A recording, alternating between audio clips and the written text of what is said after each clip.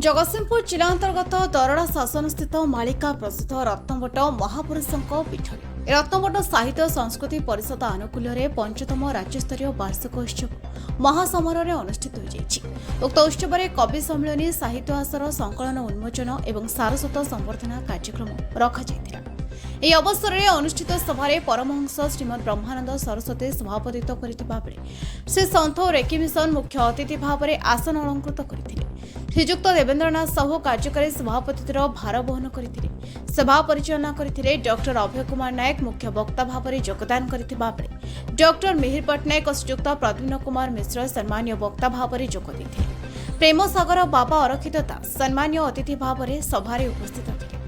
अन्यମାନଙ୍କ ମଧ୍ୟରେ उपसभापति पूर्वांचल मंडल 1 कटक श्रीयुक्त दिनेश गुप्ता, पश्चिमांचल मंडल बलांगीर डॉक्टर नवकिशोर बेहेरा, दक्षिणांचल मंडल गजपति डॉक्टर कल्याणी मिश्र, दक्षिणांचल मंडल 4 मयूरभंज श्रीयुक्त सुधीर कुमार बसा, मध्यांचल मंडल 5 अनुकूल डॉक्टर प्रभात कुमार रथ, संपादक श्रीयुक्त विनोद बिहारी राउतराय प्रमुख सभारे योगदान कर निज निजर वक्तव्य रखिथिले। अतिथि मानकु मंचकु आमंत्रण करथिले श्रीमती क्षणप्रभा महांती। अतिथि परिचय प्रदान करथिले श्रीमती विष्णुप्रिया करसुधा पट्टनायक और संपादकीय विवरणी पाठ करथिले श्रीयुक्त देवेन्द्रनाथ बेहेरा। श्रीमती ज्योत्स्नारायण महाराणा कविता पाठ संचालन करथिले। कटक अफसर अलीଙ୍କ रिपोर्ट आवाज ओडिशा।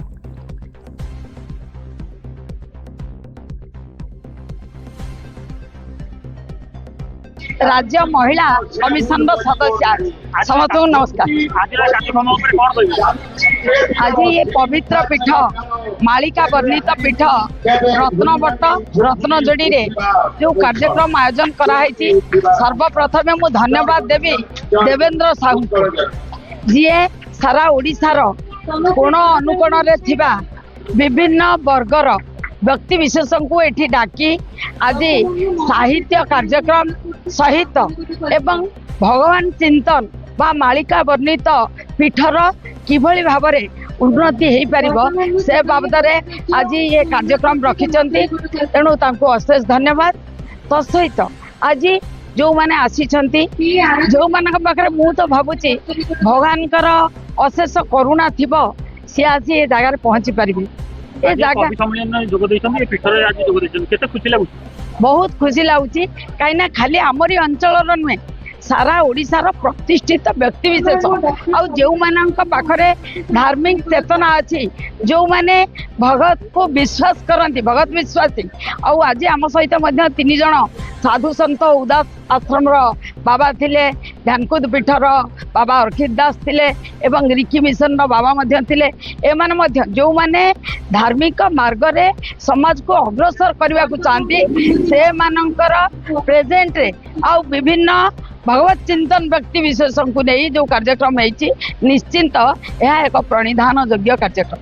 धन्यवाद रत्नजोड़ी रत्नवट परिषदर जो माने कार्यकर्ता कर्मकर्ता वृंद अच्छा जो माने ये प्रोग्राम को आयोजन करचंती देवेंद्र विनोद सहित अलग जो भाई माने सहयोग कर समस्त को अशेष धन्यवाद ज्ञापन। मुख्य आवाहक ट्रस्टी रत्नवट आज आमर रत्नवट आमर अनुकूल ट्रस्ट बोर्ड यहाँ उपस्थित अच्छा ट्रस्ट बोर्ड क्षेत्र एवं रत्नवट साहित्य और संस्कृति परिवेश तरफ परिषद तरफ एवं अनुकूल आमर 30टा जिलार समस्त साहित्यिक मानी गाणी पैंगी समस्ते आज उपस्थित अच्छा रत्नवट किपरि विकसित हम रत्नजोड़ी केमी विकसित हम तार महिमा तार ज्ञान जमी प्रकाशित हम ता मोर लक्ष्य।